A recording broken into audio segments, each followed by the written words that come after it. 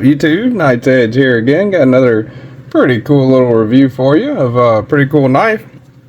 Trying to stay with the Halloween theme this week. This one was sent to me by none other than the Ponds. Thank you, Ponds, for sending me this one and a few more, just like its bigger older brother, the Rubato 1. This is the Oknife Rubato 3. Pretty interesting little knife. If you like my content, hit the like button on the video, please. I very much appreciate it. I appreciate all you guys that watch the videos every day, comment, interact with me and everything. I learn a lot of stuff from the comment section. A lot.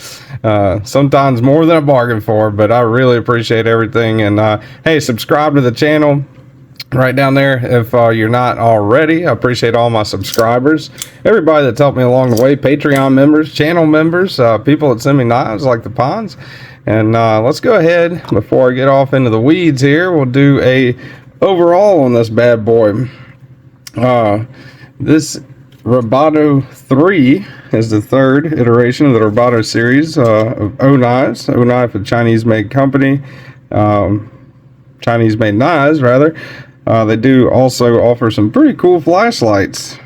So overall, from the tip of the blade to the end of the handle, you're looking right at 6 and 3/4, I'd say overall. Blade length, you're looking at 3 1/8 all the way if you go back to where that twirl meets up with the handle. And cutting edge, you are looking at, if you go in a straight line there, 2 7/8. If you go from the tip, including the belly right there, a little more than 2 7/8, about 2 15/16 if you go that way with it. So what I would call like a medium-sized knife. Let's go ahead and get the calibers out, zero them out here. Thickest part of the spine, blade stock thickness, looking at 112 thousandths there. Behind the edge, best I can do anyway, on the belly you're looking at around 27 thousandths, and your handle thickness 450 thousandths, so under half an inch on your handle thickness. Get the calibers back up. Let's get out some size comparisons. We'll go ahead and do the Ontario Knives Rat Model 1 with the fingerprint magnet satin on it there, and the Ontario Knives Rat Model 2. So as you can see, they're more along the lines of the size of the Rat 2, although the Rat 2 does have it beat with overall length. Looks like the Rubato 3 has a little more blade edge than the Rat 2. So something to keep in mind there. And we'll go with the usual suspects. We got the Cold Steel knives, 8010. And the Demko knives, 80-20.5. I said that right. Look at that. So more along the lines of the size of the 80-20.5. This is the slicer version. 80-20.5 with a little more slicing edge, a little more cutting edge. And of course the 8010, way bigger. Now let's go with some Spydercos. We got Spyderco Paramilitary 2. Alright, and the Spyderco Para 3. So definitely closer in size overall to the Para 3, although shorter than the Para 3. I'm betting with the cutting edge. Yep, good little bit more cutting edge than the Para 3. Thanks to that forward finger twirl in particular on that design. Maybe even, let's look at it. Let's see, Paramilitary 2. No, still not nearly as enough, not nearly as much cutting edge as the Paramilitary 2. And last but not least, did a review on this one I believe last week. This is the Rubato, the Rubato. This is the original one, 154 cm red G10 handles. Check my review out on that. You go to my channel, look at the videos list there. So yeah, the Rubato original definitely larger than the Rubato 3. So a little comparison to keep in mind there. This also a Tonto edge, also G10 instead of aluminum on the Rubato. The original Rubato, you know, looks almost like a whole different knife, really. You know, there's a ton of there's enough differences there, I would think, to almost say that the Rubato 3 is, you know, like a could be called a whole new model. You know, let me know your opinions on that in the comments, but that's my opinion anyway. For what it's worth, let's go ahead and get out the scale. I really like this little knife. A little spoiler alert for the end there, I guess. Should probably save that to the end, but yeah, I like this. It's a good little knife for sure. All right, weight on it, 3 ounces, right at 3 ounces. So a little bit under the ounce and inch ratio, unless you're talking about cutting edge. But if you go all the way to the choil with that 3 1/8, you're definitely going to be well within that ratio that people, you know, subscribe to, or some people have rule of thumb. I don't know what it's called, but it feels very, very good in hand. Just say that. I mean, in the pocket, let's get out the old blue jeans here. Got a deep carry clip on it.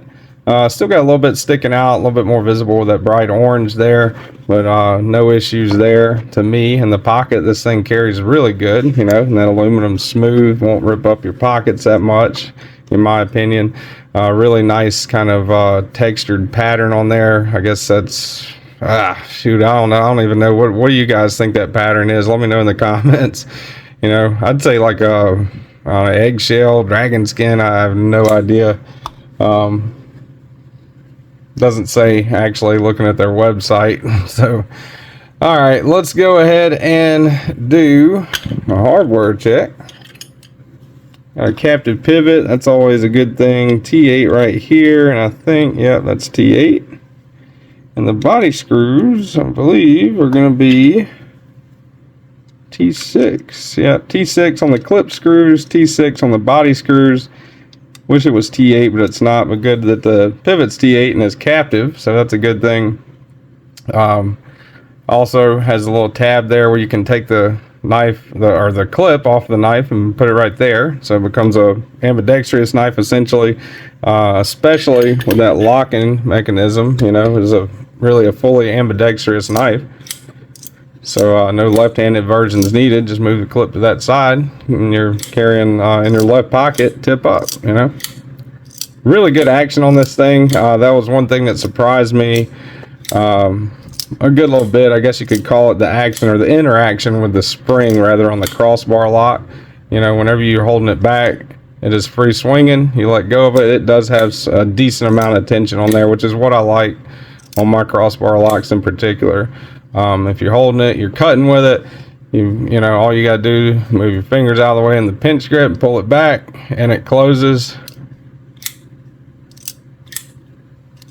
If it's standing straight up, the blade swinging down, it's definitely gonna go close like that. Down like this, you pull it, give it a little bit of wrist and it'll close. But definitely some pretty tight tension on those springs that are in there. Crossbar lock seems to work pretty well. They do have a little bit of milling inside for weight reduction, so that's a good thing. Kind of a Halloween looking color on this one.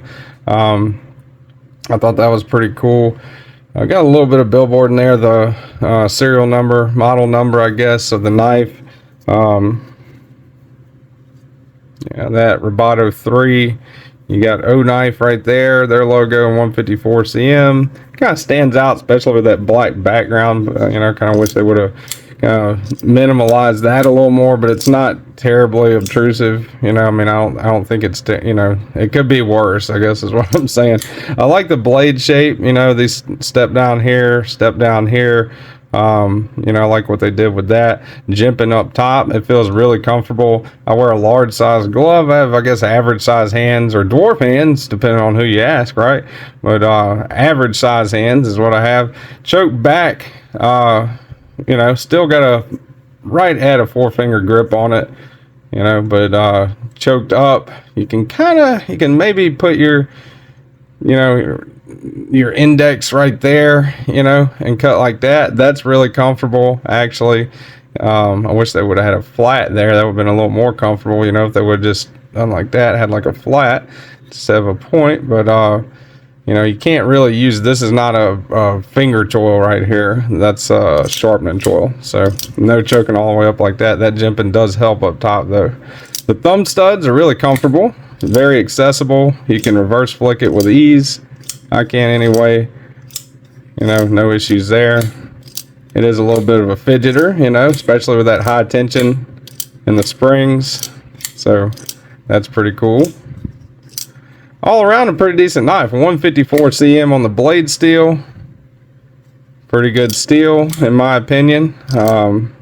No issues there, especially for the price that you're looking at. Now I'm looking at, it is available right now on BladeHQ's website for $84.99. A little bit on the higher end for what it is, you know, but you know, they could have charged more and it would have been decent. They could have charged less and it would have been even more decent, right? But yeah, for 154 cm aluminum, that's not too bad, I don't think. And the quality of it seems to be on par, seems to be pretty well, you know. The pattern, I think in the aluminum right here, if you get the aluminum version of it, they do have other versions available, but that pattern in the aluminum feels really nice, you know. It feels really smooth and it's fairly grippy, you know. So yeah, that is it, guys. I really appreciate you guys watching. I do have that affiliate link down below for BladeHQ if you want to use it. If not, that's fine too. I mean, you know, I don't get on here for affiliate links. I just happen to have them just in case somebody wants to help the channel out by using the affiliate link. It is available right now on there. I appreciate you guys watching. Appreciate you, Pons, for sending this awesome knife along. Hit the like button if you like the content. Subscribe right down there if you want more of it. And I hope you guys have an absolutely awesome rest of your day. And I'll see you on the next one. Stay sharp.